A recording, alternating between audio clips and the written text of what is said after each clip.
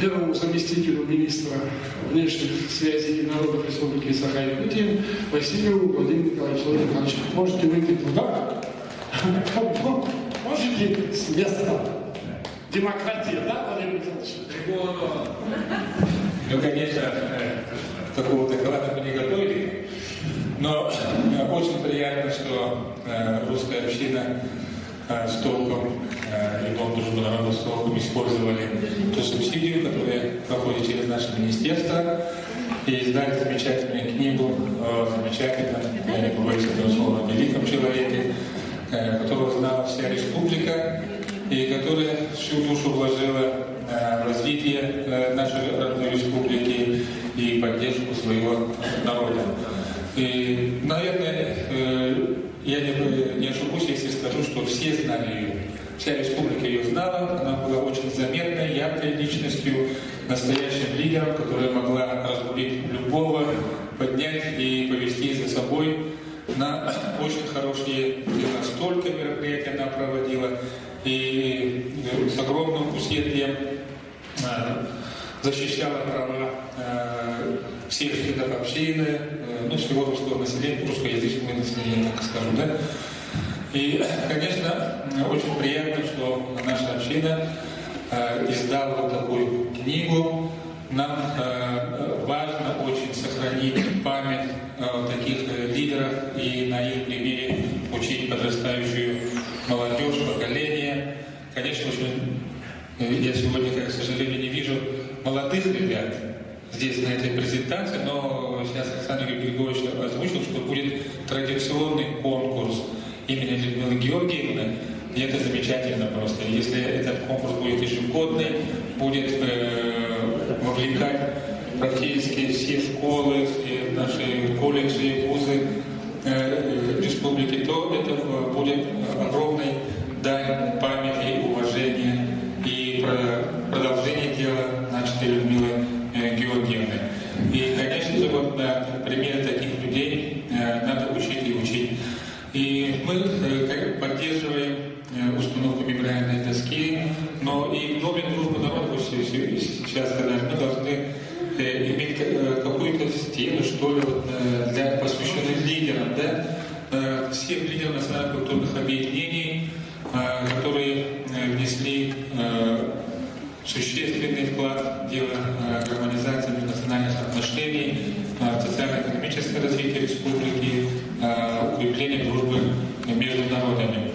На прошлой неделе я был на Всероссийском форуме национального единства в городе Ханты-Мансийске. Целую неделю работали там, и там много раз упоминали о роли лидера в каждом народе, которые ведут за собой людей, и которые подают самый хороший пример и ведут очень большое количество проектов. Я абсолютно уверен, что Людмила Георгиевна одна из таких самых ярких лидеров нашей республики, и благодаря ей русская община находится на самом виду, и до сих пор очень много мероприятий проводит и планирует еще больше, я так полагаю. Так что огромное спасибо всем создателям этой книги, И я надеюсь, что эта книга будет доступна всем читателям не только национальной нашей библиотеки, но и хорошо бы, конечно, распространить, если тираж позволяет, распространить среди молодежных некоммерческих организаций, школах и вести уроки, посвященные вот таким людям. Особенно День знаний можно вот такие уроки проводить, чтобы подтягивать нашу молодежь. Я все время обращаю внимание на молодежь. Кто за нами придет, кто за нами будет работать и поднимать такого рода масштабные проекты и созидать. И мы должны вот именно, например, таких людей.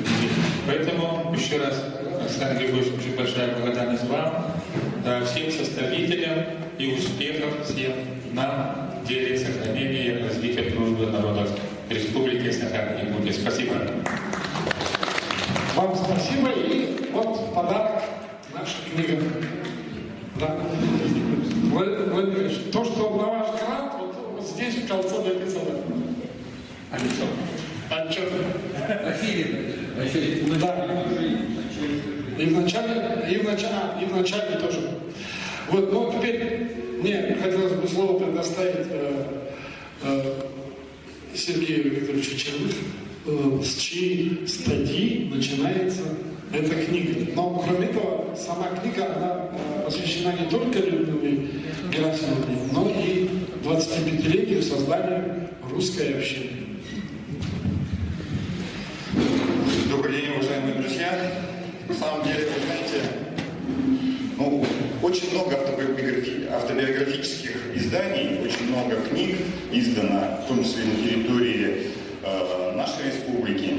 Сложность, когда выпускаются такие книги, достаточно много цифр, дат, и это все надо уместить и сделать это красиво, и сделать это интересно. И вы знаете, Александр Григорьевич уже мне подарил такую книгу. Вот, я ее прочел, и вы знаете, что самое интересное, что книга получилась очень замечательная. Книга замечательная тем, что она и читаема, и познавательна.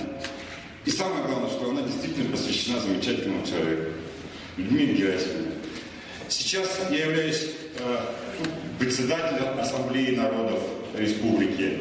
И, наверное, большой минус, что я не застал в работе Людмилу Медведеву как руководителя русской общины, да, но я четко говорю о том, что наследники, которые вышли в том числе из промышленного округа, а Людмила Герасимовна у нас почетный гражданин промышленного округа, я думаю, что, наверное, промышленный округ действительно где-то школа вот таких замечательных людей.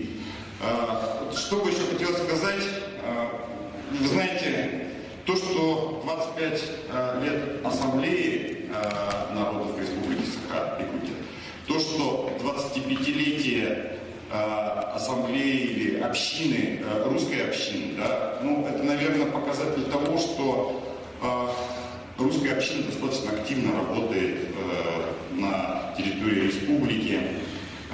И Медведеву, когда я первый раз увидел, мы не были знакомы.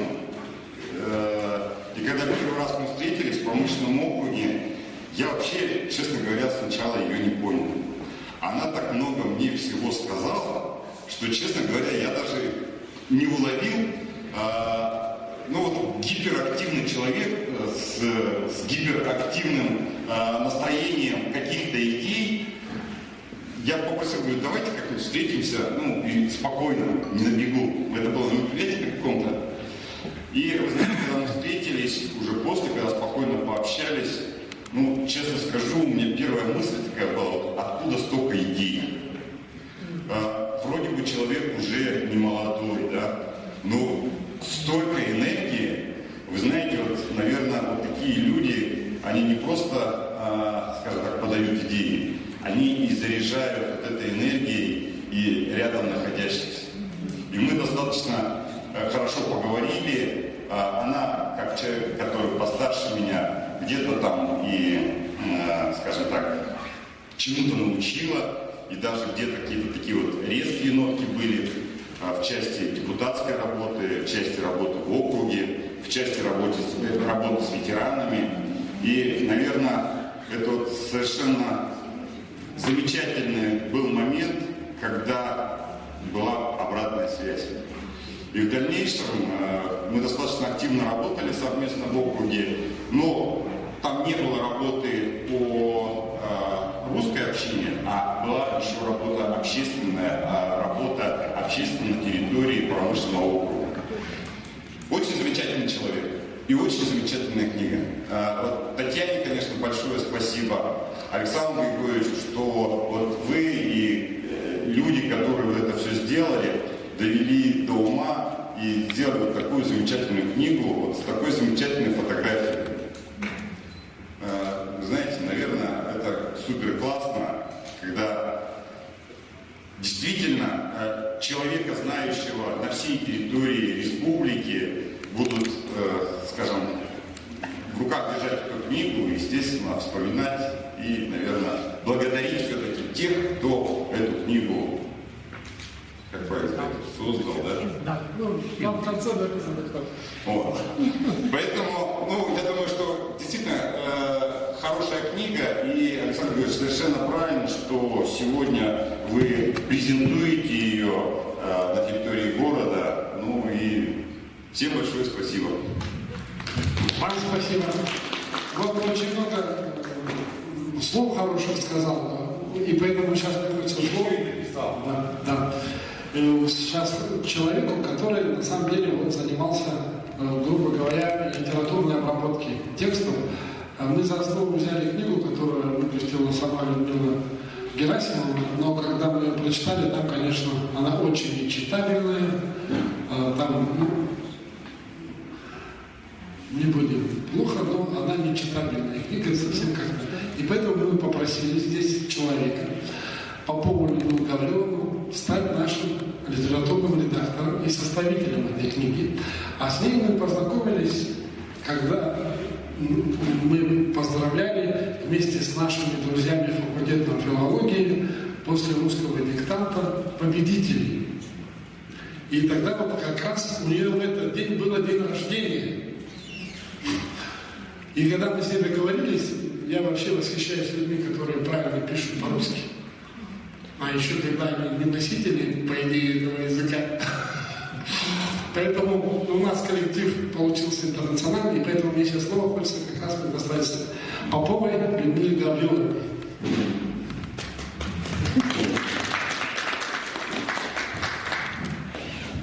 Ну, во-первых, я хочу поздравить свою общину с 25-летием, с таким, ну, как бы, небольшим, скажем так, юбилеем, но все-таки довольно значимым, да? И, ну, вот как правильно сказал Александр Григорьевич, мы встретились на тотальном диктанте, и он любезно пригласил меня стать, как бы, соавтором этой книги, литературным редактором. Я сама литературный редактор, бывший журналист. У меня очень много книг в этой библиотеке. И, к сожалению, не на каждую книгу приходится презентация. Презентации очень мало, по идее, да? И хочется, конечно, поблагодарить, да, что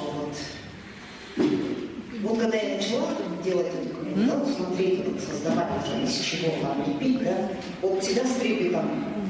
Книга как ребенок читается, да, в муках прямо. Иногда с таким трудом идет книга общего. Столько препятствий, столько проблем. А тут как-то так быстро. Никаких препятствий, я же сама удивилась, как так быстро все это. И Александр Григорьевич даже не стал меня как-то подстегивать сюда. Легко. Я думаю, ну надо же, как быстро. Оказывается, когда книга ждала себя. И, видать, там высшие силы рассказали, давайте, делайте книгу быстро. И вот получилось так. И я вот заочно как бы узнала, вот Людмила Герасимова, оказывается, у нас в городе такой замечательный человек жил, творил, работал, столько инициативы было с ее стороны, оказывается. И вообще город поддерживается именно такими людьми, инициативными, такими вот энергичными, да, жизнерадостными, можно сказать. Вот город состоит из таких людей, по идее.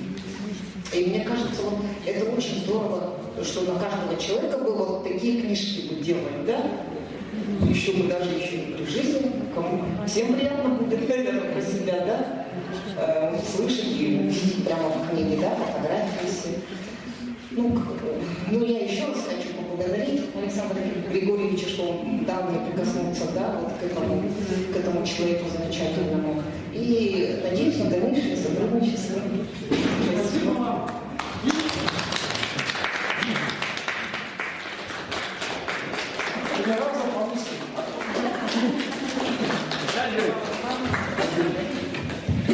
Встаньте рядом, встаньте.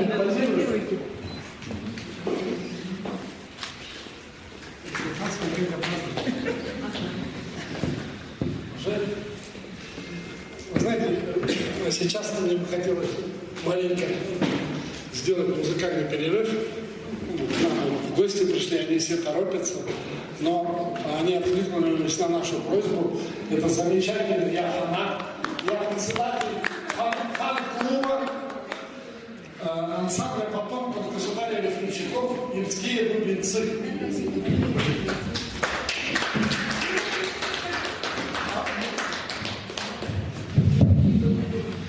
Руководитель Ирина Егоровна Смирнова. Дорогие друзья, мы с Людмилой Герасимовной мы бок о бок работали 6 лет. 6 лет. Вначале она нас вообще не воспринимала никак. 2 года она говорила, что мы не русские. Они не русские. Добрянцев Анатолий Анатольевич, он не русский. Вот это было очень сложно, вот 2 года. Но потом мы начали нормально работать, мы с ней ездили. Когда мы с ней ездили, мы ездили с ней в Павловск, на какие-то мероприятия, вместе, дружно. Ну и в конце, когда она уезжала, она совсем не хотела уезжать. Вы все помните, да? Она не хотела уезжать, ей было страшно, как это поменять всю свою устоявшуюся жизнь. И когда пришла вот эта печальная весть, что она ушла, мы все стали в стопор, потому что нам казалось, что она вечная. Такая энергичная женщина. Как она пришла с дома Арчи, была в Арчи, такая одухотворенная, и говорит, мне сказали, что я буду жить очень долго. Сказали, что у меня такая светлая аура. Ну, она там кому-то подходила, говорят. И была очень счастлива, и говорила, что 90 сколько-то лет ей предсказали так. И была очень счастлива. Ну, Людмила Герасимовна, конечно, многому научила нас. Вот рядом работали, вот она там сидит. Она вот, работа чистая, все равно она 9 часов как штык, она на работе. И до глубокого вечера она на работе. А если вдруг мы не придем там до обеда, или она уже сидит и они не пришли на работу. Вот такая она была. Она очень нас вот так держала, вот так. Такая молодец была она. И мы ее очень помним, любим. И то, что вот эта книга вышла, плохо, что мы не написали. Я когда все посмотрела, да? И я подумала, плохо я не написала там какую-то статью, там фотографию доставила мне в вместе. И вот там вот фотография, где она с детьми стоит. Это был фестиваль «Славянский базар». Хорошая такая картинка. Девочки вышли, детишки вышли. Людмила Герасимовна, идите с ними сфотографируйтесь. И вот именно я сказала, и вот она пошла с ними сфотографировалась. Правда, она не в костюме была, я же не в костюме, говорит, но не в костюме, вот идите сфотографируйтесь. Это очень хорошая фотография с русскими детьми.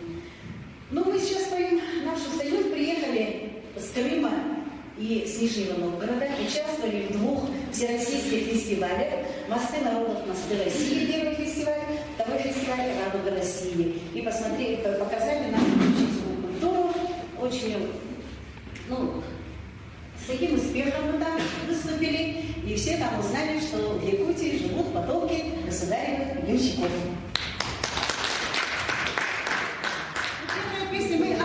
Вы знаете, ямщицкие песни не очень длинные, да?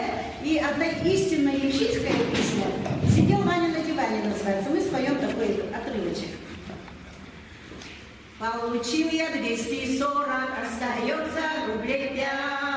Получил я 240, остается рублей 5. На последнюю пятерку найму 3 лошадей. На последнюю пятерку найму 3 лошадей. Дам я кучеру на водку, погоняй, брат, поскорей. Дам я кучеру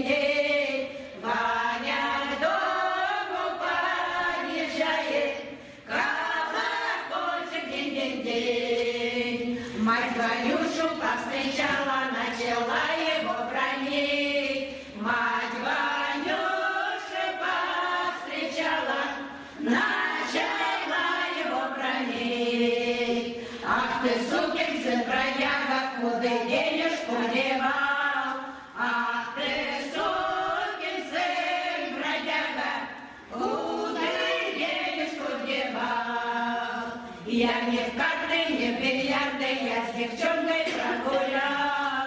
Я не в карты, не в бильярды, я с девчонкой прогулял.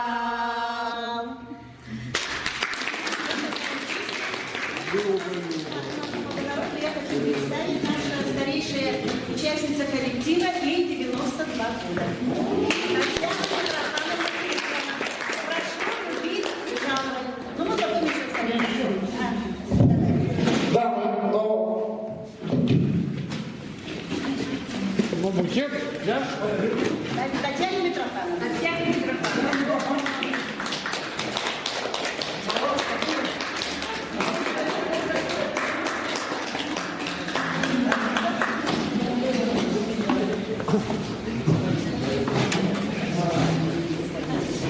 Вот Ирина Егоровна как раз сказала про то, что избирали не принимали как русских, а тут буквально совсем недавно мы все-таки все славяне собрались, договорились и казаки, а то у нас тут всяких общин различных славянских, русских, и мы создали такую организацию, учредили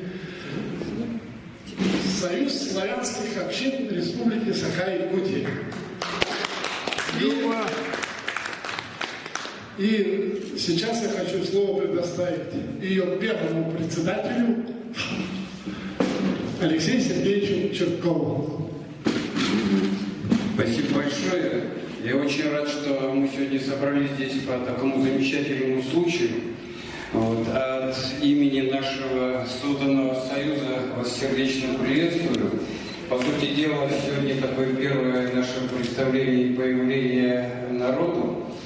Дело в том, что неделю назад Союз славянских общин Республики Саха-Якутия был официально зарегистрирован в Министерстве юстиции. Мы это сделали быстро и оперативно. Сейчас мы занимаемся развитием созданием своего сайта, где будут представлены все национальные объединения, входящие в Союз славянских общин Республики.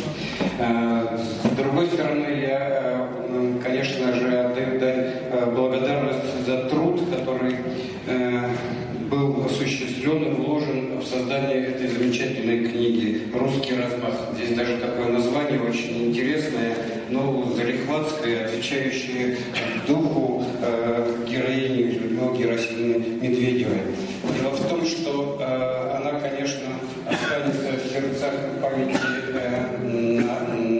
не только горожан, но и жителей всей нашей многонациональной республики. Очень важно, что здесь, в создании этой книги, сохранена культурная традиция по созданию настоящих полиграфических произведений. Вот, значит, в составе Сахамедиа, который я руковожу, есть и подразделение медиахолдинг Якутии, которое занимается изданием книг. Это типография номер 1. И очень отрадно отметить, что полиграфисты заметят обязательно эту книгу, исходя из качественного исполнения этого замечательного произведения. Потому что книги издаются разные, но здесь чувствуется вот та культура и любовь, с которой подошли издатели к изданию этой книги.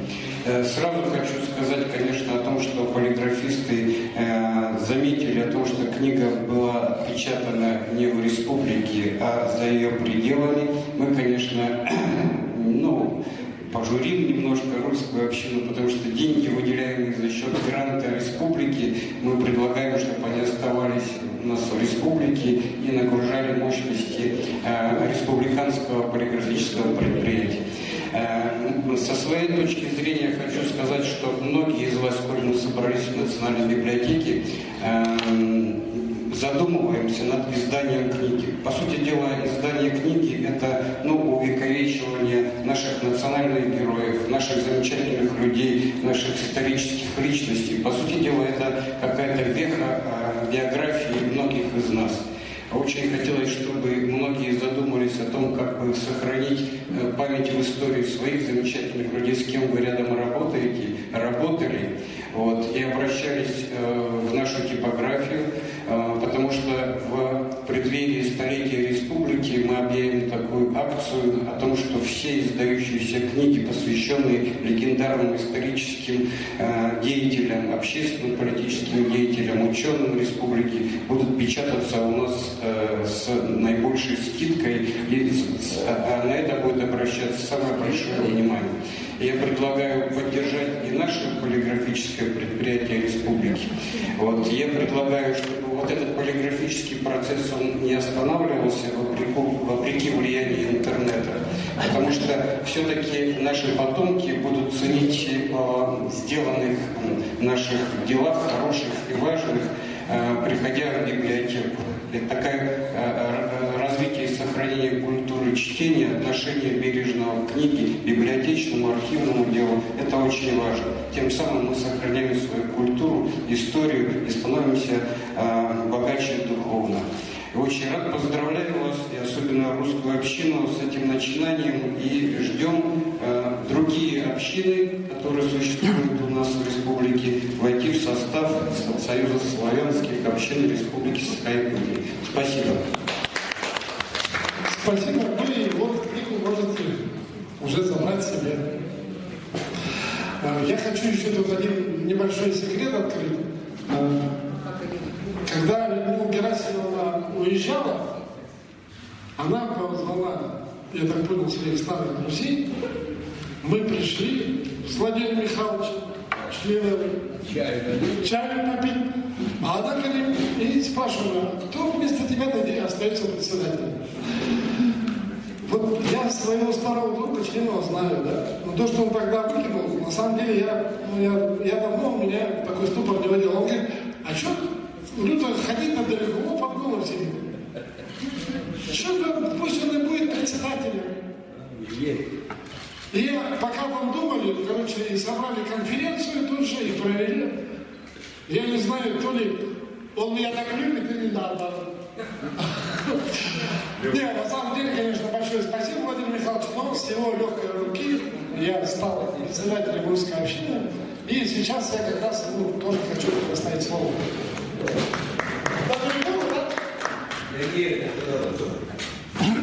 Замечательно. Ямщиц. Друзья мои, я там что-то написал и очень переживал, чтобы не забыть того, чего бы хотелось изложить на бумаге. Вы знаете, что писать мы разучились. Больше сейчас смотрим всякие ютубы и всякие интернеты и так далее. Приходится, там находим ответы на многие вопросы, и они в основном бывают иногда лживые. И память, которая есть у каждого, она, конечно, это безошибочная вещь, это наша память. И то, что мы запомнили о Людмиле Герасимовне, это есть то самое достояние века каждого из нас, почему нас мы здесь сейчас. Я вспомнил те далекие-далекие годы, когда у нас в республике не было организованного туризма, экскурсий, путешествий. Это было как-то на уровне такой, я бы сказал, работы. В школе говорили, надо вот сходить в поход куда-нибудь. Профсоюзы говорили, путевочку дадут, поедем там на курсовочку, полечим там поясницу и так далее, и так далее. И вдруг появилась эта женщина. Она превратила это дело в систему, и путешествия, и экскурсии стали государственной, прямо скажем, необходимой работой. Она привлекла огромное внимание профсоюзов. Я не буду о том долго говорить. Комсомоле, я тогда работал в обкоме комсомола, Ольга Хлопкова. Столько мы отправляли людей. Для нас в Болгарии была это, как сегодня, я даже не могу сказать. Сейчас в Чурапчу доехать сложнее. Да, Тайвань. Мы туда ездили все. На юга мы все отдыхали. Я вот сейчас езжу давно уже по всей республике, приезжаю в далекий какой-нибудь там населенный пункт в Арктике, где-нибудь Туман, там Каир, захожу в дом чай попить, и там на комоде стоят фотографии в Гаграх, на озеро Рица, это оленеводы, охотники, рыбаки. Все имели доступ в 70-е и 80-е годы отдохнуть по-человечески, один раз в год. Все, не блатные, а и даже голодные. Потом произошли те самые изменения, и она оставила в этой части колоссальный накопленный свой опыт. После этого там продолжалась работа, она превратилась вообще в государственную, сегодня называется даже Министерство туризма. Я только что до обеда был в Алтумене, мы рассматривали вопрос, и это в том числе. Мне стыдно было, не только мне, а коллегам моим, кто там выступал, Виктор Николаевич Федоров там, и так далее. Одни слова. Туризм сох. Я не буду говорить, это вот то, что сегодня нет объединяющего лидера, нет Медведевой. Нет. Есть всякие разные люди, которые говорят об этом. И даже есть программа развития туризма, но ее нет. Нет. Есть туристические компании, которые успешно работают, коммерциализированные, да? Но опять же, это без той основы вот идеологической становится не так. Это вот одна часть, которую Людмила Герасимовна просто завоевала своим личный авторитет. И вдруг произошла революция у нас в стране. И якуты сказали, оказывается, мы не просто якуты, мы Саха. Мы народ Саха. Отдайте нам суверенитету столько, сколько мы проглотим. Это Ельцин сказал. И они хватанули. Михаил Ефимович правильно сориентировался. Сам он полуякут, полурусский. Но он сказал, народ Саха это еще. И народ Саха сделал так, что сегодня в мире народ Саха это учугей. Олонхо. 2007 год. Нематериальная культура. ЮНЕСКО затвердила и поставила точку. И сегодня якутов Саха больше, чем русских. Больше по количеству, а про качество я не говорю. И вдруг тогда нужно было найтись одному человеку, сказать, что я русский. Я русский. И вот оттуда появилась русская община. Медведев возглавила 25 лет назад. Вспомните, какой год был. И начали раздирать. Стоп, а я киргиз. Опа, вспомнил киргиз, что он киргиз. Недавно был посол здесь, киргизский. Я с ним встречался. У них в Киргизии русский язык государственный. У киргизов государственный. У армян, у белорусов. Но братья-славяне, которых мы сегодня пытаемся заманить в свой союз, говорят, русские вон отсюда. Москали поганые, как это там, ватники, хохлы, которые здесь, в Якутии, братья и сестры были, обнимались, целовались на букву О любой фамилии. Что случилось? Принимать их в союз или не принимать в союз? Будем принимать.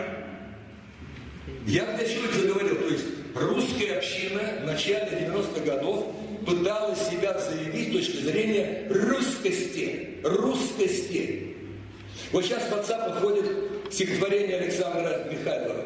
Если у кого нет, почитайте. Эдуард Тот, Крузенштерн, какие-то немцы всякие гордились, что они русские. И вдруг среди нас появляется народ, который просто отбивает грязь.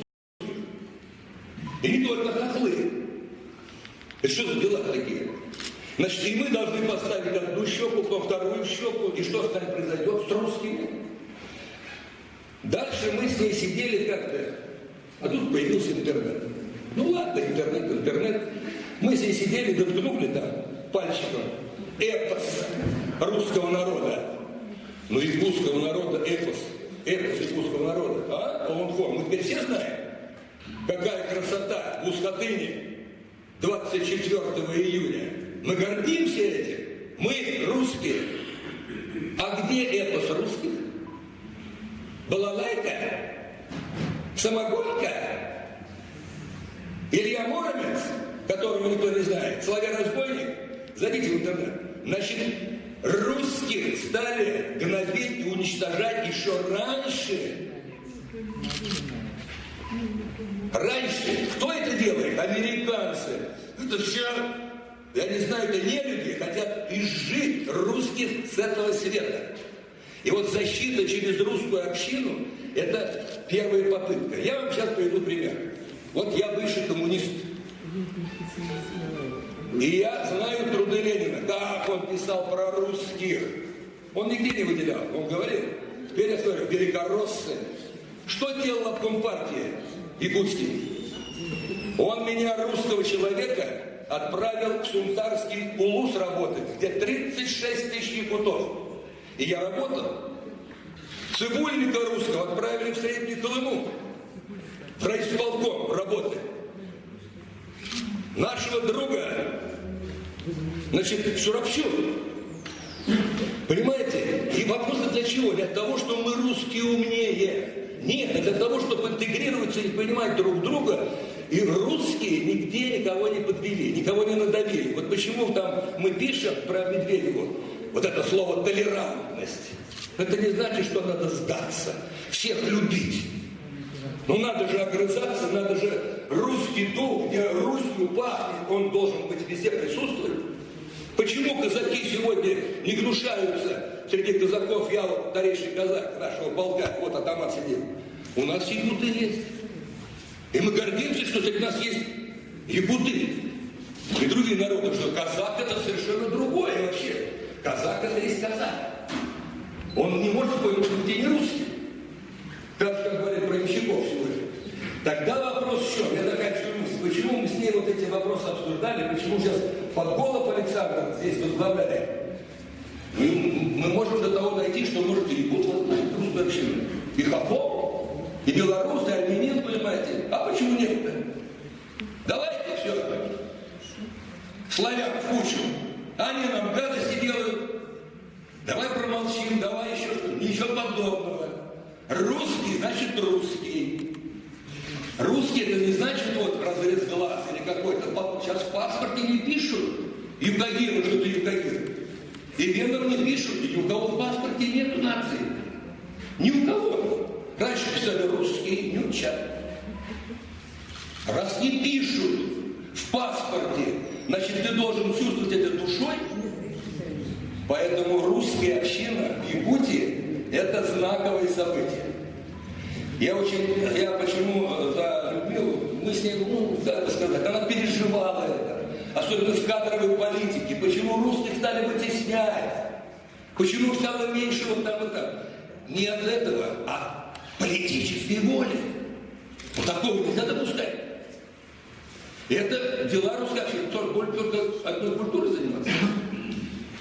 Ничего подобного. Это один из главных вопросов. Русские в Якутии, заметьте вопрос.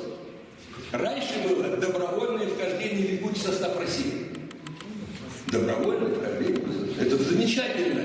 То есть взял народ Якутии и вошел в состав России. Взяли, убрали добровольное. Значит, говорят, что завоевали. Вы понимаете, что разница? Добровольно убрали и становится почему? Другое содержание, смысла. Значит, русские завоевали Якутию, что ли? 360 лет назад. Что за дурь такая? Вот что значит одно слово. Поэтому русская община, все традиции, которые были заложены в самом начале, я еще раз говорю, это очень важно. Я переживаю за это. Вот я вам приведу последний пример. Сейчас у нас при торгово-промышленной палате создан центр по работе с мигрантами. К нам приезжает, я вам вывод скажу, 17 тысяч иностранцев каждый год. Киргизы, таджики, узбеки, 7 тысяч узбеков, 8 тысяч там таджиков, 6 тысяч киргизов. И они, прежде чем начать работать здесь, должны сдать экзамен. Хорошо, они приехали в Якутию. Ну давай, по-якутски, учи тогда. Но они сдают русский язык и историю нашей Якутии. Только тогда он получит разрешение идти работать на стройку или продавать помидоры. Понимаете? Это требование закона. Если мы сегодня русский язык будем принижать, тогда и эти иностранцы будут так себя чувствовать. Заканчиваю мысль. Но мне дали 10 минут, он попросил. Я уже 12 говорю. Я хочу вот на чем обратить внимание. Поскольку эта книга, это книга определенный итог деятельности нашей общины русской. Мы ни с кем бороться не собираемся. Никого прижимать, насильничать, это исключается. В самом духе русского народа. Но когда и уважать себя заставил, и так далее, так далее, так далее. Поэтому русская община во главе с Александром, он избран, есть ядро, люди, которых мы знаем всех, это достойные люди, носители не только языка, а именно русскости. Вот в чем вопрос. И мы не от того, что говорят, там не будет сегодня там людей другой нации. Мы должны нести вот это самое главное. Ну и последнее. У меня тут была мысль, я ее немножко упустил. Я все это тут нарисовал. Для ясности. Значит, все-таки вот сейчас все наши народности, нас 120, 126, 128 народов и народностей нашей республики. И сегодня каждый народ хочет себя проявить. И уже решение принято. Киргизы будут свою деревню строить, узбеки свою деревню, а русские какую-то деревню строить. Ну так они у нас ходят. Я, к примеру, говорю. Ну что вы Нет, минуточку. Я рассуждаю, вы сейчас будете выступать. Я для чего это говорю? Казаки, давайте, вот мне кажется, да, носители русской культуры и всего, мы должны здесь тоже себя проявить в этом деле. Как это будет? Это очень важно. Теперь последнее. Национальный русский праздник. У нас праздники есть. Масленица. Ну, я не буду говорить про божественные праздники, да? Общие, где все там, где все народы, все православные, они отмечают праздник. Русский есть праздник? Русский. Я вам расскажу свое личное видение. Мне пришлось быть в Сан-Франциско 4 года назад. То, что я там увидел, я бы вам показал, я плачу от восторга. Русские, которые в Америке живут, собираются 2 раза в год, так называемой Русской Америки, недалеко от Сан-Франциско. И все, начиная, все, что русское, начиная от лаптей, как там из соломы что-то делать и прочее, все навыки, ремесла, русские, они воспроизводят сегодня. Специально со всей Америки съезжаются волонтеры. Это нужно видеть. Все абсолютно, что делается в быту и все передают молодому поколению. Такие вот все. Это огромное количество людей собирается. Я такого праздника у нас не вижу в России. Я говорю, здесь с вами, как русские, как с русской общиной. Поэтому я заключаю во-первых, я очень рад с выходом этой книги, что это такой определенный этап нашего еще раз усилия показать свои достоинства русской общины. Я думаю, что, конечно, это очень полезная вещь, что мы сегодня собрались. Саша, спасибо тебе большое. И все, кто участвовал в этом деле. И вам спасибо. Конечно, да. Вам спасибо.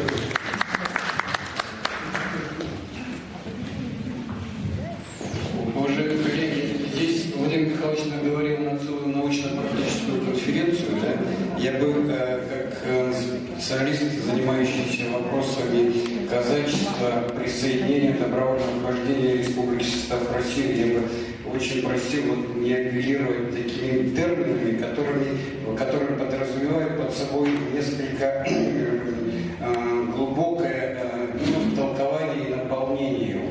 Нам нужно бережно и осторожно относиться к тому, что создано этим связям историческим, культурным, да, и это не автоматический процесс, когда от одного термина или названия процесса исторического, происходившего в 17 веке, накладывает, мы можем продолжить такую параллельную или дорожку к сегодняшнему дню. Процесс намного сложнее, он включает в себя очень много этнокультурных и других очень пластов.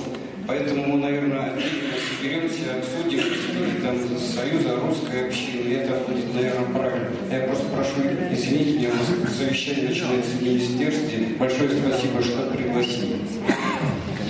И вам спасибо, Алексей Сергеевич. Сейчас я хочу слово предоставить тоже другу Людмилу Герасимовну, человек, который 6 лет был буквально в руководстве Министерства по делам народов и федеративных отношений, членом научного совета Российской академии наук по комплексным проблемам этничности и межнациональных отношений и министром по развитию Института гражданского общества в 17-18 годах Браилин Анатолий Дмитриевич. Добрый день, рад всех видеть, рад видеть знакомые лица. Конечно, время такое, 2 часа, но люди еще работают. или уже работает после обеда. Уже пообедали. Да, вот. С большим удовольствием пришел бы и вечером, если все это было. Вот. Но сейчас пришлось сорваться, честно говоря. Значит, нынешняя моя работа, она связана как слуга двух, как Господь говорят. Было такое выражение. Сейчас, наверное, 3 уже получается. Вот такая у меня работа очень. А то, что касается предмета сегодняшнего разговора, я безмерно рад, что вы продолжаете традиции Людмилы Герасимовой что-то вещать, что-то зачинать и завершать обещанное. Делать, доводить все до конца. Вот у Людмилы вот это качество было всегда при ней. То, что она задумывала, то, что вот происходило, что-то она планировала, вот она кровь из носа, она это делала. Как-нибудь, с кем-нибудь, своими силами, если не получалось кого-то привлечь, но она это делала обязательно. И, конечно, сегодня мне хочется вспомнить добрым словом Людмилу. Она такой светлый человек, она вот не только доводила до конца то, что она обещала, она еще и ведь, вы знаете, какая бы задача ни стояла, она ведь думала, я не знаю, планировала как-то, бралась за работу и делала это. И казалось бы, такое, очень сложное какое-то дело, оно бац, и оно получилось как-то легко. Вот эти фестивали, помните, продвинутую косу-то, вот эти ярмарки, с которых все начиналось тогда еще в 90-е годы, которые потом превратились в праздники, настоящие праздники, которые вот приходилось, вспоминалось, знаете, детство, вспоминались 70-е, 80-е годы, когда все вот идут праздники, так красиво, народные праздники, так красиво и, скажем, ярко проходили. По крайней мере, в моей памяти они вот такой вечной зарубкой остались. Даже у нас, в Татинском районе, даже у нас, где я родился, рос, вырос, в Узбекеле, казалось бы, сердце национальной русской культуры, но и там обязательно праздновались русские народные праздники. Обязательно мы изучили русские народные обычаи. Вы знаете, я копаю сейчас в своем детстве, в своей памяти, я ведь вырос на сказках русских народов, на том же Муромце, на 3 богатырях, на былинах русских, это были мои герои, это была моя страна, это была моя культура, так же, как моя страна и моя культура, это Якутия. И все это очень нервно уживалось во мне, сейчас уживается. И поэтому вот то славное наше прошлое, плохого не помню, помню только хорошее. И то, что делала Людмила вот эти 20-30 лет, когда она, в моей памяти, когда жизнь нас связала вместе, мы очень часто общались. По-разному, но общались. И вот то, что сейчас происходит в нашей стране, ведь это все происходит где? В России, в стране, имя которой дал русский народ. И об этом, конечно, мы не забываем, не забудем никогда. В том числе благодаря Владимиру Михайловичу, который вот в своем выступлении тоже напомнил об этом лишний раз. А может быть и не лишний. И большое спасибо, Александр Григорьевич, что пригласили на это мероприятие. С удовольствием хожу, потому что вспоминаю, для меня это лучшие годы были работы тогда, когда все начиналось, когда мы с Владимиром Михайловичем бегали, я за ним, вернее, бегал, а он со знаменем в руках тут по улице накричал: «Ура! Перестройка! Ура! Республика Сахалин-Якутия!» Было это все. И думаю, желаю, верю, что у нас с вами еще лучшее будущее, потому что знаю, что в это верила, говорили мы с ней несколько раз об этом, Людмила Герасимовна, потому что мы же люди, и нам хочется, чтобы наши дети и наши внуки жили, пусть хоть немножечко, но лучше, чем мы с вами сегодня. И вот благодаря таким людям, как Людмила Герасимовна, вот, собственно, вот эта история наша, ближняя, дальняя, ближняя, вот она и творилась, происходила, потому что она не плелась в хвосте, а она вела за собой. И вот благодаря таким людям, которые вели за собой, вот наша история творится. Спасибо большое.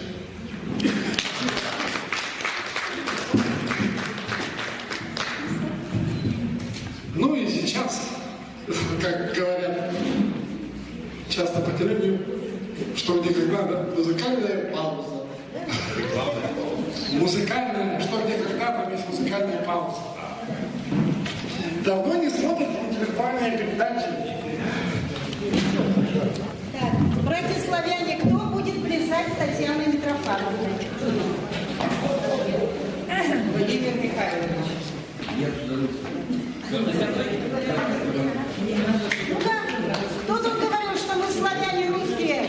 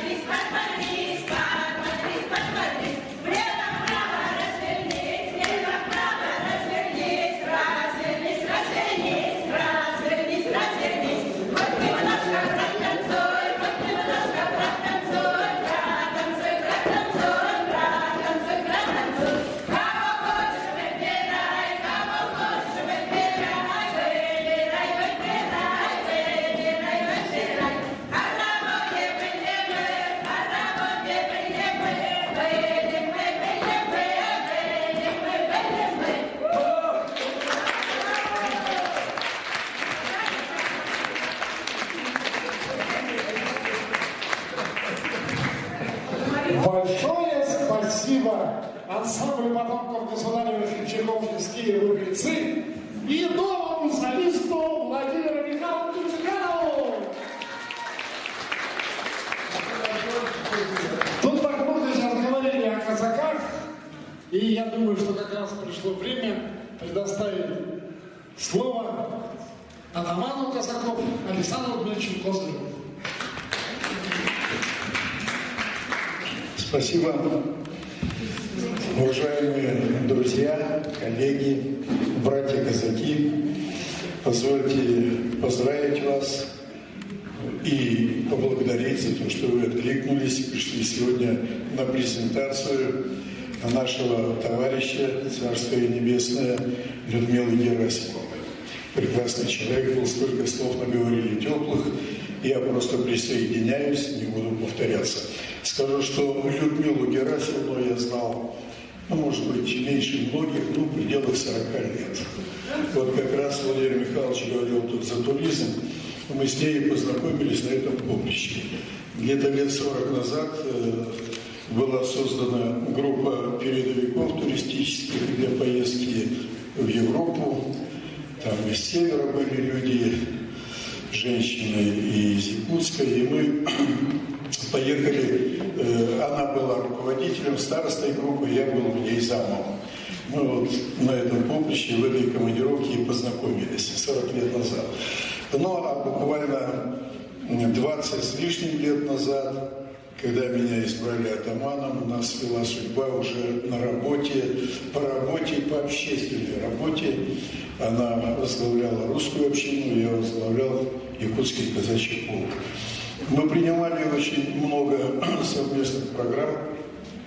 Мы работали и по военно-патриотическому воспитанию, и по развитию, по возрождению национальных видов искусства. Это пение, хоровые и прочие другие виды деятельности. Ну и также мы занимались возрождением истории Якутского казачьего полка. Она очень нам помогала.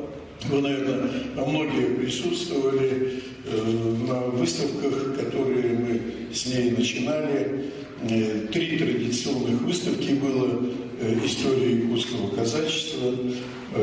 Через 3 года уже будет 400 лет якутскому казачеству. И вот мы с ней начинали, где-то, наверное, это было лет 8 назад или 10, где-то так. Нет, больше лет 10 с лишним. Да, она нам помогала в выставке, потом эта выставка традиционная переросла в музей истории якутского казачества, который сегодня существует. Приглашаю вас посетить, кто не был в этом музее. Музей находится в здании Водного института, бывшее речное училище. Вот. Ну, было открытие, были и депутаты, и министры, и гости, и журналисты на открытии этого музея. И, конечно же, и Людмила Герасимовна нас поддержала очень, мы ей за это очень благодарны.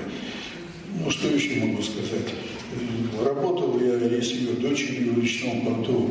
С 80-го года я работал капитан-механиком на ракетах, а дочерью работал в грузовом районе, старшего. Поэтому как бы связывала нас и общественная деятельность, и немного и семейная, и личная деятельность. Вот примерно так. Все, спасибо большое. Спасибо.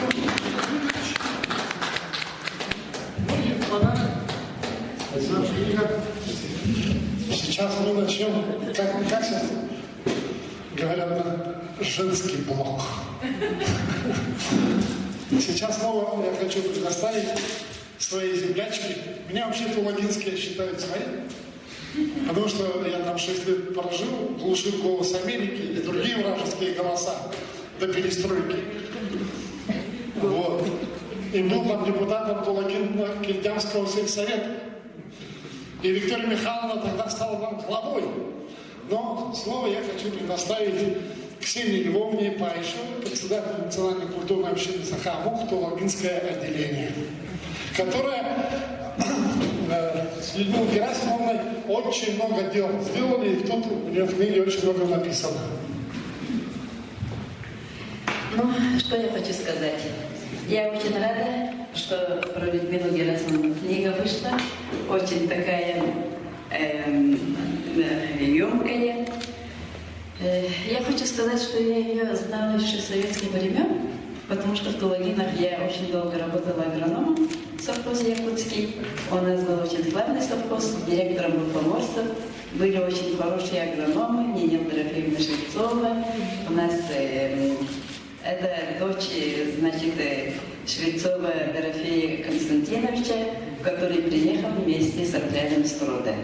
У нас такие славные люди работали, значит, Котрус, тоже сын героя гражданской войны, он у нас был картофелевод. И поэтому у нас совхоз был очень такой подъемный, много работали. И когда Людмила Герасимовна приехала в Якутию работать, мы это почувствовали. У нас очень много разрабатывались социалистических условий по соревнованиям. И в совхозе у нас очень много народу ездили, рядовики производства, которые выполняли планы в Болгарию, значит, в Германию. Школьники ездили в Москву, в Ленинград, у нас потому что лагеря труда отдыха работали. И я всегда удивлялась по сторону наших простых рабочих женщин, которые ездили, были на Карловых Варах, которые ездили в Чехословакию. С каким восхищением они приезжали, они же дальше своего совхоза не видели. Это же были люди, дети, которые годы войны, детство их прошло. А тут, значит, совхоз поработали, передовиками стали и мир увидели. Ездили в Москву, ездили в Ленинград, ездили за границу. И приезжали с таким восторгом, они рассказывали. И вот это именно работа Людмилы Герасимовны в туризме, она дала вспышку людям, стимул людям, вот, кто хорошо работает, тот и выезжает. Вот. И это было, мне, например, я очень радовалась, когда женщины с таким восхищением, которые дальше и Тулагина ничего не видели, ездили в Карловых Варах, приезжали и рассказывали. А какой это был пример для детей. И у нас в совхозе было 3 лагеря труда-отдыха, и вот недавно я встретилась с учительницей 10-й школы, и она говорит: а ведь, Ксения Львовна, у нас лагерь труда-отдыха 100 человек, 3 сезона. Первый год, говорит, выезжали, говорит, одни, которые осенники, значит, и вот они работали. А тут вдруг лагерь, значит, стал передовым, им 20 путевок дали в Ленинград. На второй год, значит, в школе уже дети шепчутся, и у кого родители не могут обеспечить выезд, они говорят: мы пойдем работать в лагерь труда-отдыха, а вдруг мы путевку эту заработаем. Вот, значит, труд Людмилы Герасимовны в туризме, так таким образом доходила до каждого простого, значит, гражданина. Вот она именно работала во благо республики, во благо простых людей. Но потом, я знаю, работая в туризме, она проводила курсы. Но очень жаль, я, например, если бы было время, я бы пошла бы не обязательно учиться. И, может быть, стала бы каким-нибудь, людей возить на круизы, да? И она отбирала таких людей именно под себе стать, очень интересных, очень активных, и учила. И вот сейчас они, наверное, все работают во благо, значит, народа республики. Вот мы же все уезжаем, кто куда, кто в Вьетнам, кто в Бали. Вот. Ну, случились 90-е годы очень сложные. Вот. Это было всем очень болезненно. Значит, нету советской власти, значит, у нас СССР нет. Вот. И у нас, когда партию разваливали, у нас ветераны войны выступали и плакали. Мы, говорит, партию вступали, когда шли на атаку, Великую Отечественную войну. Мы шли за Сталина, мы шли за советскую власть, за Родину, мы шли за партию. А тут вдруг, говорит, Сталина, говорит, с мавзолеем вынесли, Советский Союз развалили, еще партию распускаете. И люди на собрании прямо плакали. А приехал Артур Алексеев, он пожал плечами. Ну, разве так можно? Это было очень даже болезненно. И я подумала, если он будет возглавлять партию, я к нему не пойду. А тут, значит, Ассамблея народов. Меня почему-то избрали делегатом, и таким образом мы организовали якутскую общину, в состав Ассамблеи народов вошли, и с Людмилой Герасимовной мы уже плотно познакомились. Она познакомилась с Викторией Михайловной, и эту общественную работу вот, при помощи Виктории Михайловны лично я вот свою общину потянула, потому что эта общественная работа, это она очень такая емкая, и без финансов, и без ничего, без поддержки никак нельзя. Вот, Виктория Михайловна мне всегда находила и автобус, чтобы людей с Пологина на мероприятие мы привозили, и всегда помогала, вот это самое главное, да. И первый парад, значит, республики, мы все выходим в национальных костюмах, люди стоят, смотрят, пошли национальные общины, значит, это первая годовщина суверенитета была. Первый парад мы идем, Асия Ханум, в татарском костюме, Людмила Герасимовна в русском костюме. И я взяла якутский костюм. Сзади идут сахатеатр и говорят, сразу видно, что художественная самодеятельность пришла. И таким образом вот общественное движение мы начали работать. И первая годовщина суверенитета в Театре оперы и балета. На президиуме сидели все председатели общин. Потому что первая Ассамблея народов избрала председателем Ассамблеи народов Людмилу Герасимовну. И она нами руководила. Вот, и мы, значит, все шли за ней. И я думаю, что она была большим катализатором в обществе. Где она появлялась, там уже движение. Она человек очень прямой, очень честный и всегда ратовала за справедливость. Вот. Ну, это иногда не всегда бывает удобно, но хорошо, что наше руководство всегда они воспринимают. Вот благодаря тому, что вот они, Людмила Герасимовна, Зоя Скаровна, ставили, вот наши председатели ставили вопросы. У нас появился Дом дружбы народов, где сейчас все национальные общины собираются, где проводятся мероприятия.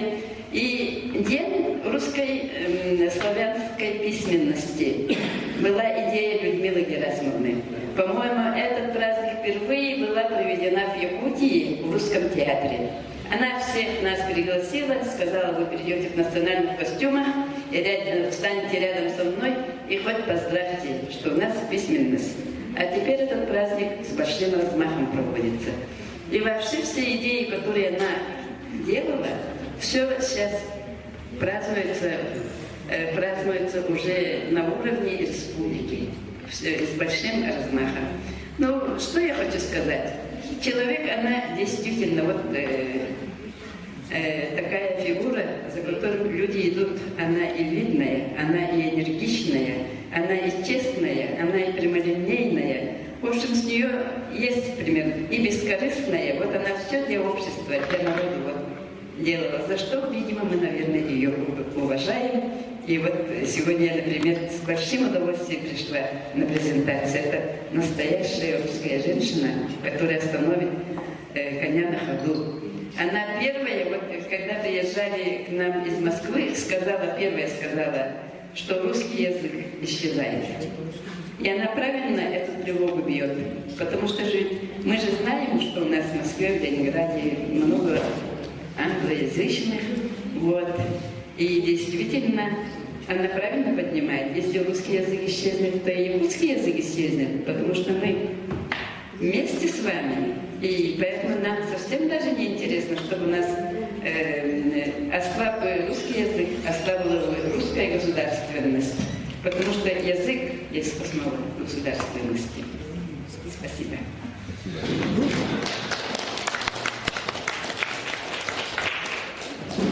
Алексей Леонов, Иван Цветы, книга и Солидарно.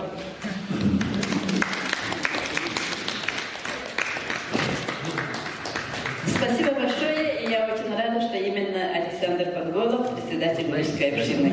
Вот я думаю, что он оживил работу русской общины и вообще славянских народов. Спасибо. Хоть Вера Георгиевна не хотела сказать, но хоть пару слов, что ли.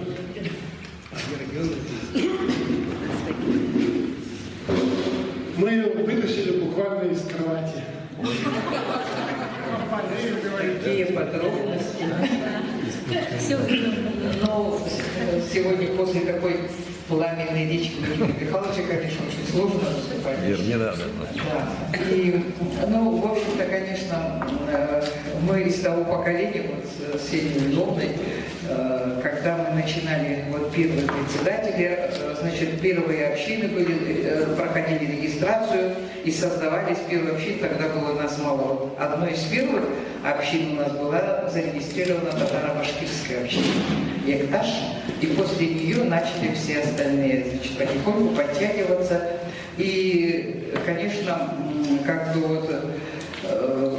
Людмила Герасимовна, она старалась объединять всех, и в то время у нас не было, значит, Дома дружбы, у нас не было министерства такого, да, и поэтому она объединяющим таким звеном выступала, и негласно мы ее все выбрали председателей общин, и все очень дружно проводили мероприятия, были в курсе всех событий, и мы всегда обязательно, когда проводили мероприятия, согласовывали, какое мероприятие проводим, что проводим. Вот это у нас как-то все было общее. И мы все друг о друге знали. Все, как говорится, и в радости, и в горе все это было вместе.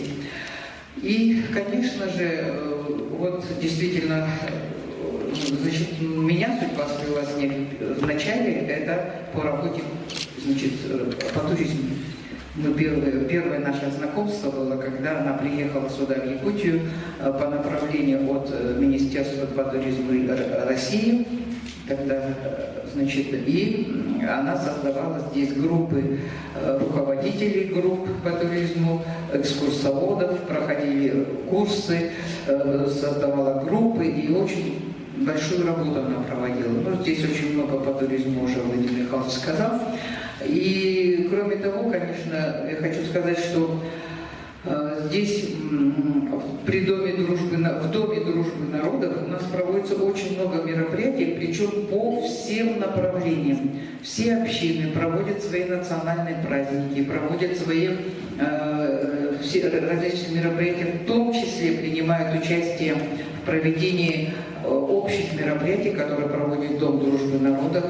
Поэтому я бы хотела сказать, что, Владимир Михайлович, вы просто мы должны вас, видимо, чаще приглашать на такие мероприятия на наши, чтобы вы знали, что русская община проводила очень много мероприятий. День письменности славянской, это вот, как говорится, пионер этого дела была Людмила Герасимовна. И первое, вы правильно сказали, что было в Русском театре, очень интересное мероприятие. И тогда преподаватели, учителя русского языка получили премию. То есть было очень много мероприятий. Потом, значит, проводится Масленица, проводится Новый год. Новый год же это русский Новый год. Так что все мероприятия проводятся, и поэтому вы, если будете чаще на наших мероприятиях, будете знать, что да, очень многие общины, и в том числе и русская община, проводит очень много мероприятий и для себя, и для народа, проживающего здесь, в республике и в городе. Потому что любое мероприятие, которое мы проводим, оно проводится для того, чтобы мы и восстанавливали, и возрождали свою культуру, и знакомили людей, проживающих, значит, в городе, со своей культурой. Поэтому, в общем-то, это все у нас. Ну и, конечно же, я думаю, что, в принципе, мы стараемся, вернее, вот Людмила Герасимовна была человеком таким, что она была прямолинейная, поэтому, конечно, были вопросы, когда и обижались, были вопросы, когда, значит, сочувствовали, были вопросы, когда все поддерживали. Поэтому было очень много разных нюансов при проведении, значит, мероприятий. Вот. И, конечно же, я хочу сказать, что все, ну, в общем-то, конечно, мы все проводим вот эти различные мероприятия, проводим различные мероприятия для того, чтобы было всем дружно, и поэтому не надо, вот мне бы хотелось пожелать еще, Владимир Михайлович, не надо нам выпячивать, что вот мы там русские, и, значит, и все нас обижают, кто кого обижает. Я так хочу сказать, что мы все равны, мы ведь не обижаемся, вон мы малой народности, нас осталось 5 штук. И ничего, мы же не обижаемся, живем, работаем вместе со всеми, какой-то вклад вносим и так далее, да? Поэтому вот я думаю, что здесь надо как-то вот нам наоборот стараться, чтобы наши люди все дружно жили в нашем городе, в нашей республике, и чтобы жили единой мыслью, чтобы стало в городе и в республике все лучше, лучше и лучше. Мы все вместе.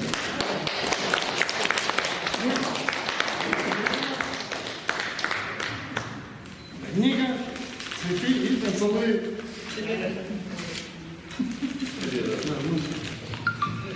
Мы с Верой Геленной очень давно знакомы. Ну и еще, прям тут перед Владимиром Михайловичем прям отчет стали держать. Владимир Михайлович, русская община, кроме этого, выиграла еще грант по делам молодежи. И сейчас проходит прием заявок конкурсов на крыльях стерха и жар-птицы среди русскоязычного населения республики. Первая номинация – русская поэзия. Вторая номинация – русская проза. Третья – среди музыкальных коллективов русская песня. Надеюсь, бубенцы будут участвовать. Четвертая – среди коллективов русский танец. Пятый – актерское мастерство среди актеров, которые участвуют в спектаклях на русском языке. Это 5 театров. Уже 2 заявки поступило. Следующий – русский язык и литература в школе. И 7-й – русский язык и литература в СУЗах и в вузах. Итоговая. Участник, членов. Или членов, я не знаю, в чем дело будет участвовать. Мы его можно взять только в жюри. Или чтобы он кого-то награждал. Ну а сейчас я хочу слово предоставить своей комсомольской подруге Бахлоевой Эмилии Михайловне, председателю Республиканского профсоюза торговли единства. Спасибо. Уважаемые друзья, уважаемые гости, все присутствующие, Александр Григорьевич, я благодарю за приглашение на презентацию. Ну, хочу поздравить русскую общину с таким знаменательным событием, 25-летием. Ну и про Людмилу Герасимову, конечно, хочу сказать очень много добрых слов. Вот Людмилу Герасимову я знаю с 92 года, тоже вот по туризму. Потом начали с ней работали в окружной избирательной комиссии, по общественной работе. Вот. Ну и в последнее время мы, в общем, с ней очень тесно сотрудничали. Вот она книгу свою первую выпускала. Вот, и она у нас принимала участие на заседаниях нашего совета, давала нам очень хорошие рекомендации по профсоюзной работе, по трудовому кодексу. Знаете, у нас сложная ситуация с наемными работниками, по соблюдению кодекса всей республики. Ну и по общественной работе. В 2016 году проходил фестиваль республиканский «Славен дружбой и трудом края Аланхо». И вот среди предпринимателей мы проводили конкурс, и этот конкурс был организован ДК имени Колокольского. Людмила Герасимова очень нам хорошо помогала и с репетициями, и с проведением конкурса, и площадку нам предоставляла, за что ей очень-очень большое спасибо. Ну, Александр Григорьевич, вам большое спасибо, что вы выпустили книгу вторую, да? Но, Александр Григорьевич, хочу сделать все равно замечание. Книга получилась очень тонкая, потому что Людмила Герасимовна, когда ходила с папками, с материалом, с фотографией, в 3 раза толще было. Очень, да, очень жаль. Поэтому, Александр Григорьевич, вам надо будет еще книгу выпускать потом к следующему юбилею. Материал очень тонкий, да. Вот. Ну и что хотелось бы сказать. Людмила Герасимовна, конечно, очень умная, легендарная, звездная женщина, общественница с большой буквы. И она очень несла большой вклад в деле развития интернационализма, в деле развития дружбы народов нашей республики. Спасибо ей большое.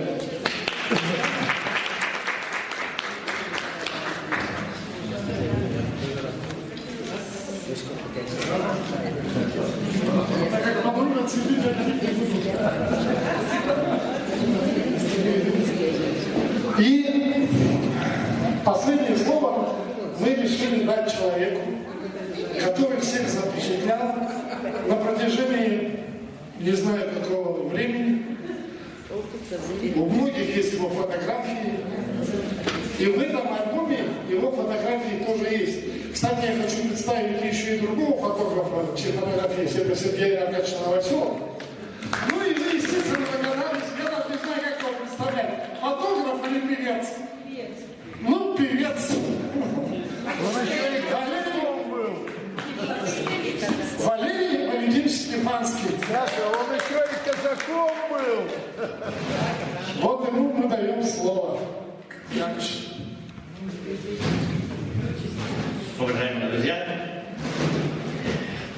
с Людмилой Герасимовной мы, конечно, знакомы были как раз с 90-х годов, когда начинался туризм, когда начиналось казачество, и в то время я был всего-навсего солистом казачьего хора. Но затем, и до этого я, работая в комсомоле, стал фотографом. Все мероприятия, конечно, у меня в архиве есть. И когда ко мне обратились собрать архив по Людмиле Герасимовне, я буквально за 3 дня собрал 500 файлов с ее красивым лицом. Был бы ее юбилей. Вот сейчас, когда люди говорят о ней, понятно, что там и другие мероприятия, поэтому я уже думаю, если казачий круг был занят, там была и Людмила Герасимовна, там она была, поэтому сейчас я маленько систематизирую это дело. И я думаю, что дополнительное издание вот этой книги будет выпущено. Ну, я думаю, что не сразу быстро. Но ко дню столетия нашей республики, я думаю, она выйдет, эта книга, и будет с большим количеством свежих, хороших фотографий, где, конечно, вы, где наши поездки, и где наша дружная семья нашей любимой республики. Вот. А спеть я хочу песню, которую, конечно, любила и Людмила Герасимовна на всех конкурсах, в которых мы участвовали. одна из вот таких выигрышных песен – это песня о семье, о детях в любой семье нашей республики. Но, правда, написали ее ребята из дружественной республики Украины. Не остуди свое сердце, сынок, потому что мы все сыновья и дочери нашей любимой России.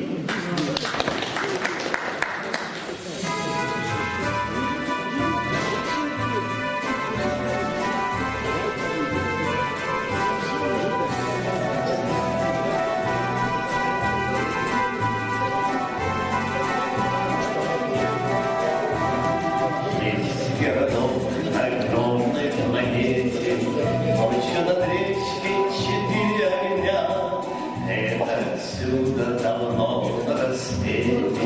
Ты проводила в дорогу меня, вижу тебя, побледневшей струной, скорбные руки и белый платок. Тихо сказала ты мне на дорогу, не остудись, мое сердце, сынок. Тихо река мне тогда повторила, чистое поле вдали повторила, веткой береза качну повторила, не остудись, мое сердце, сынок. Эти слова не забыл я до срока, сколько промчалось снегов и дождей, сколько я встретил на дальних дорогах добрых друзей и недобрых людей. Все в этом ясно мне и непросто, вот уже мне завелило лицо. Вспомнил я вдруг обжигающий остро, не остуди свое сердце, сынок. Тихо река мне опять повторила, чистое поле вдали повторила, веткой береза качну повторила, не остуди свое сердце, сынок. Небо я вес замерзал я под снегом, еле живой выходил из огня, вот и зажглась запоздалая нежность, словно подснежник в душе у меня. Блудный подстилкой мальчишка упрямый ходит по свету во много дорог. Ходят по свету слова твои, мама, не остудись, мое сердце, сынок. Тихо река мне опять повторяет, чистое поле вдали повторяет, веткой береза качну повторяет, не остудись, мое сердце, сынок. Тихо река мне опять повторяет, чистое поле вдали повторяет, веткой береза качну повторяет, не остудись, мое сердце, сынок. Я думаю, что Людмила Герасимовна стала настоящей женщиной-красавицей в нашей республике. Спасибо. И наша книга. Да. Далее. А сейчас делать. Спасибо. Все, спасибо вам. Давай. И я еще хочу здесь вручить 2 книги. Это нашим друзьям нашей общины, факультету филологии, доцент Татьяна Александровна Бердникова.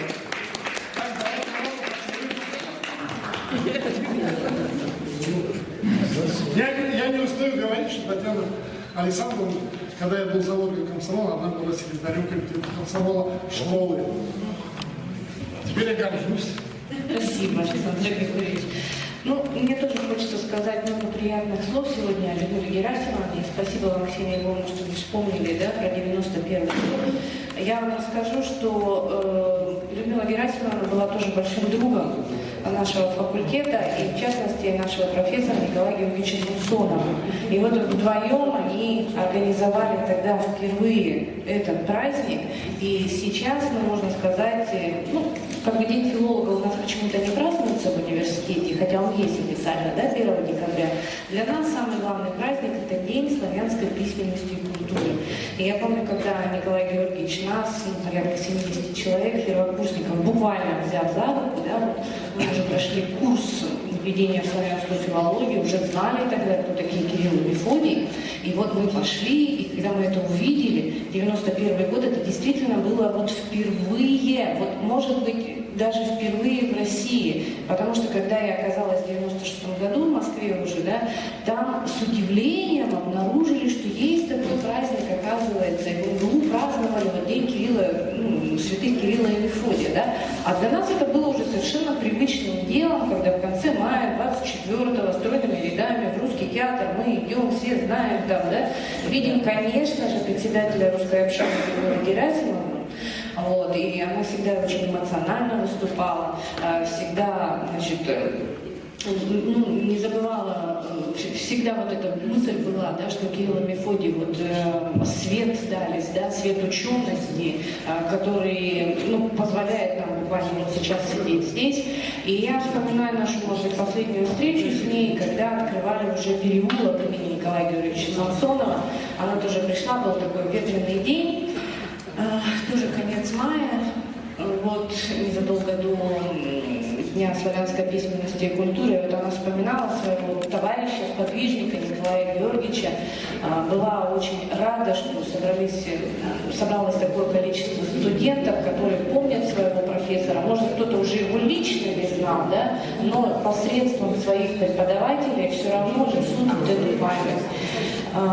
Для меня Людмила Герасимовна осталась в памяти очень светлая, требовательная женщина, требовательная прежде всего к себе, а потом ко всем остальным. То есть непримиримо, есть какие-то такие константы, и она эти константы выдерживала, независимо от настроения, от погоды, еще от чего-то, некая такая стойкость, принципиальность, которая должна быть присуща людям. То есть нигде не спотыкнемся, не будем колебаться в выборе. Она в выборе не колебалась. Я очень рада, во-первых, такому названию, действительно, русский размах сегодня Людмила Герасимовна предстала перед нами в нескольких ипостасях. Это действительно размах. Действительно. Светлая ей память. И спасибо большое, что такое издание осуществилось. Спасибо. Заключительную и всех освободит Амина Михайловна. Мы с вами сейчас расцелуемся, я вам просто дарю эту книгу. 3 раза поцелуем. И у меня сейчас еще одна очень хорошая, приятная миссия. Мы уже 2-й раз проводим презентацию. Нам идут навстречу, и поэтому очень хочется поблагодарить и директора, и коллектив Национальной библиотеки за то, что они нам представляют этот зал, и то, что они берут. Мы им дарим в дар книги, и их принимает Бадмажатова Надежда Даниловна.